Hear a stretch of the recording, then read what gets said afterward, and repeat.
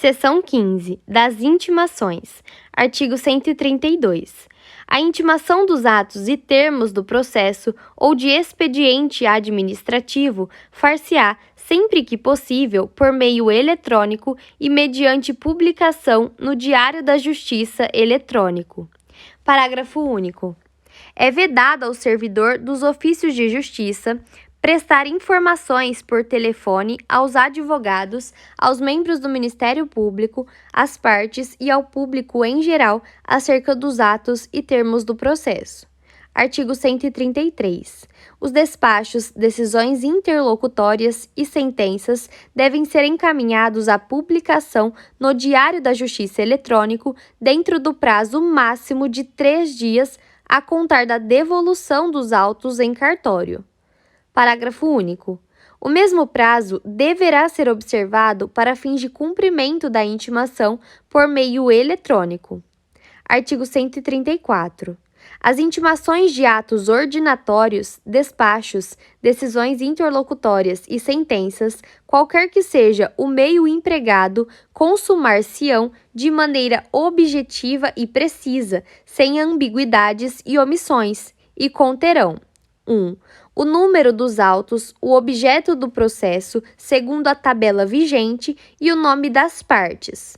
2. O resumo ou transcrição daquilo que deva ser dado conhecimento, suficientes para o entendimento dos respectivos conteúdos. 3. O nome dos advogados das partes com o número de suas respectivas inscrições na Ordem dos Advogados do Brasil. Artigo 135. Nas intimações pela imprensa, 1. Quando qualquer das partes estiver representada nos autos por mais de um advogado, o ofício de justiça fará constar o nome de qualquer subscritor da petição inicial, da contestação ou da primeira intervenção nos autos, com o número da respectiva inscrição na Ordem dos Advogados do Brasil, a não ser que a parte indique outro ou, no máximo, 2 nomes ou indique o nome da sociedade de advogados a que seu advogado pertença. 2. As decisões interlocutórias e sentenças serão publicadas somente na sua parte dispositiva. Os atos ordinatórios e despachos de mero expediente serão transcritos ou resumidos com os elementos necessários à explicitação do conteúdo da ordem judicial, quem e sobre o que se deve manifestar, ter ciência, providenciar, etc. Parágrafo único. Será publicada apenas a parte dispositiva das decisões proferidas em procedimentos de natureza disciplinar ou em processo de dúvida, podendo o Corregedor-Geral da Justiça, se entender necessário, determinar a sua publicação integral após o trânsito em julgado. Artigo 136. A publicação omissa em relação aos requisitos constantes dos artigos 134 e 135 e que cause efetivo prejuízo a qualquer das partes será considerada nula. Artigo 137. Quando ocorrer erro ou omissão de elemento indispensável na publicação, independentemente de despacho ou de reclamação da parte, proceder-se-á imediatamente a retificação e nova publicação, encartando-se aos autos cópia do ato incorretamente publicado. Artigo 138. Da publicação no Diário da Justiça eletrônico a respeito de processos sujeito ao segredo de justiça, constarão as iniciais das partes. Artigo 139. Os escrivães judiciais farão publicar no Diário da Justiça, juntamente com as respectivas intimações, o valor da taxa judiciária que deve ser recolhida pelas partes, bem como o valor das importâncias que, objeto de cálculo, devem ser depositadas em quaisquer processos e a qualquer título. Parágrafo único.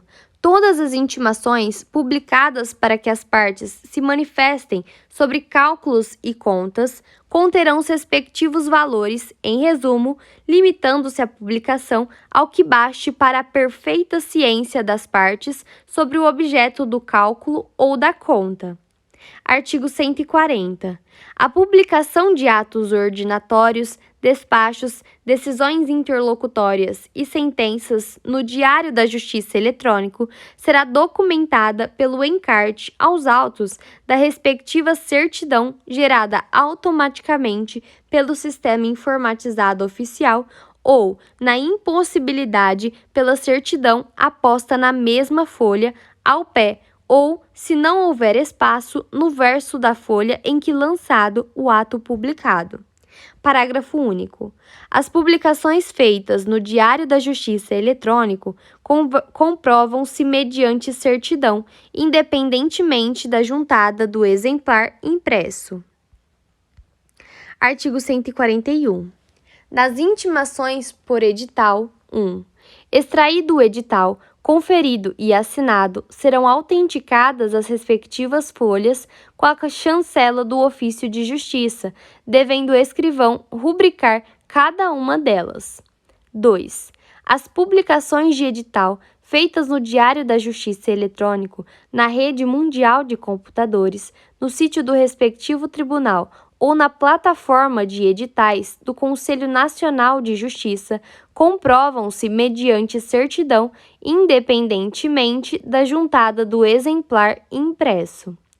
3. A publicação de edital em jornal de ampla circulação local será providenciada pela parte ou por agência de publicidade de sua escolha e comprovada nos autos mediante a juntada do exemplar original.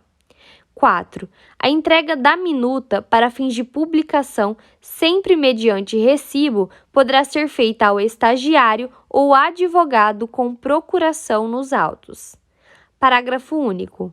Quando o processo tramitar sobre segredo de justiça, os editais de citação deverão conter o nome completo do réu e apenas o conteúdo indispensável à finalidade do ato, sem as especificações da petição inicial, abreviando-se os nomes das demais partes envolvidas, a fim de resguardar o segredo de justiça.